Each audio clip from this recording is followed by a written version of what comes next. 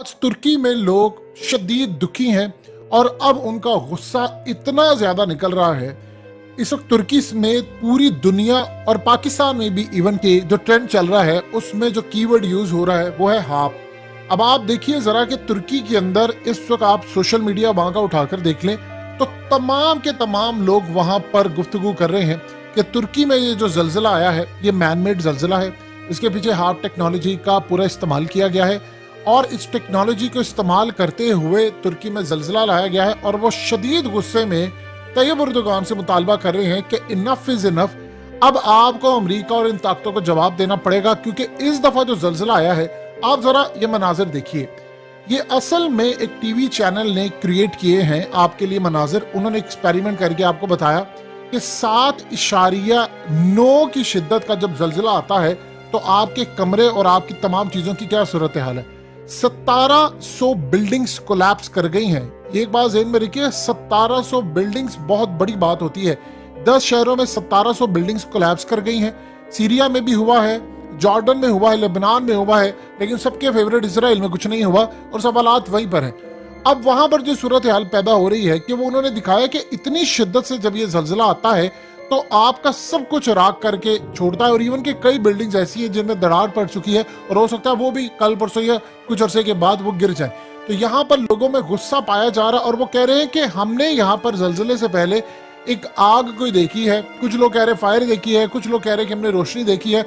और इवन के हालिया आप जानते हैं कि तुर्की में हुआ यूं है कि क्लाउड जो है वो आसमान पर नजर आया था तो उस वक्त कहा गया जी ये माउंटेन्स की वजह से है, वो हवा का प्रेशर है, वो वहां पर जाकर हो जाता है। वहां पर लोगों ने कहा नहीं, यहाँ पर कोई चीज हुई है। अब आप देखिए कि चंद दिन पहले ये मामला होता है और चंद दिन के बाद सूरत हाल ये पेश आती है कि तुर्की में जल्जला आ जाता है। अब वो वहां पर डिमांड करें एर्दोगान से कि ये जो जल्जला आया है ये इतनी शिद्दत से आ नहीं सकता। और हैरान कुन तौर पर अगर लिबनान, अगर शाम और इवन के आप जॉर्डन, अगर इनकी तमाम सरहदें इसराइल के साथ लगती हैं और इसराइल को कुछ भी नहीं होता और इन ममालिक का बेड़ा गर्क हो जाता है तो सवाल तो उठेंगे। फिर सवाल ये पूछा जाएगा कि भाई वहां पर क्यों नहीं हो रहा और यहाँ पर क्यों। अब चूंकि आप जानते हैं कि 3 ऐसे बड़े ममालिक हैं जिनमें जर्मनी शामिल है, हॉलैंड है, बरतानिया है, इन्होंने अपने कॉन्सुलेट बंद कर दिए थे और कॉन्सुलेट बंद करने के बाद उन्होंने कहा दहशतगर्दी वहां पर होने वाली है। इन्होंने फिर तुर्की ने इल्जाम लगाया अमेरिका पर, उन्होंने कहा जी हमने नेटो को एक्सपेंड नहीं करना, नाम उसका कोई भी हिस्सा बनेगी, जिन ममालिक को ऐड करेंगे हम उनको सपोर्ट नहीं करेंगे। उसके बाद ये मामला हुआ कि बड़े बड़े कॉन्सुलेट यहाँ से छोड़कर चले गए। अब यहाँ पर जो मामला सामने आया वो ये है कि कहानी का रुख इस तरफ आ गया है कि वहां पर डिमांड की जा रही है तुर्की के अंदर कि आप इसको चेक करें। और आप ये देखें कि सिम्पसन कार्टून की ये जो एपिसोड है तुर्की के हवाले से वो भी हर जगह पर लोग शेयर कर रहे हैं कि देखिए वहां पर पहले ही उन्होंने प्रिडिक्शन की थी कि यहाँ पर ये जल्जले के मामला हो सकते हैं, चीजें हो सकती हैं। यानी आप अगर अंदाजा लगा लें कि हर जगह पर लोग अब वो कह रहे हैं, वो मानने को तैयार नहीं है। वो कह रहे हैं जी हम इस चीज को नहीं मानेंगे कि अचानक आपके जल्जला आता है और अचानक आपका सब कुछ तबाह होता है। जब आप इन ताकतों के खिलाफ खड़े होते हैं तो आपके मुल्क में बेड़ा गर्क होना शुरू हो जाता है। फिर वहां पर पाकिस्तान के हवाले से भी कुछ चीजें डिस्कस हो रही हैं। लेकिन 2005 में जब पाकिस्तान में जल्जला आया था वो इतना भयानक था कि उसके बाद आपके मुल्क में दहशतगर्दी शुरू हुई।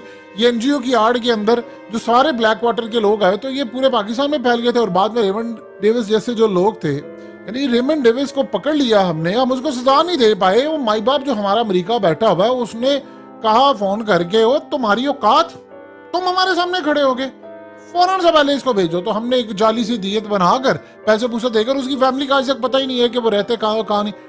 अब पता सबको है कि वो जो मरने वाले वो 2 लोग थे वो असल में कौन थे। पाकिस्तान के तमाम लोगों को पता उनका ताल्लुक किनसे था और क्या मामला था, लेकिन अफसोस हमने अपना खून बेच दिया। अब कहानी ये है कि इस वक्त तुर्की के अंदर बहुत सारे लोग यहाँ पर इस बात को कह रहे हैं कि असल में शिद्दत इतनी ज्यादा इस दफा आई है जल्जले की कि यहाँ पर कोई सूरत बनती नहीं है। एक्सपर्ट्स वहां से कह रहे हैं कि भाई इसका कुछ तुक बनता ही नहीं है कि इस एरिया के अंदर आता है जल्जला और ये यहाँ से आकर सब हिल जाता है, यानी इर्द गिर्द के तमाम ममालिक का बेड़ा गर्क हो जाता है।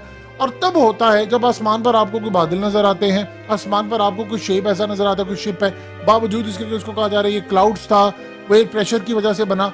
फिर उसके बाद असल कहानी यहाँ पर जो शुरू हुई है वो तैयब एर्दोगान ने कहा है कि 1939 से बड़ा जल्जला, आप जानते हैं वो जो जल्जला उसने तो तबाही कर दी थी पूरी दुनिया में।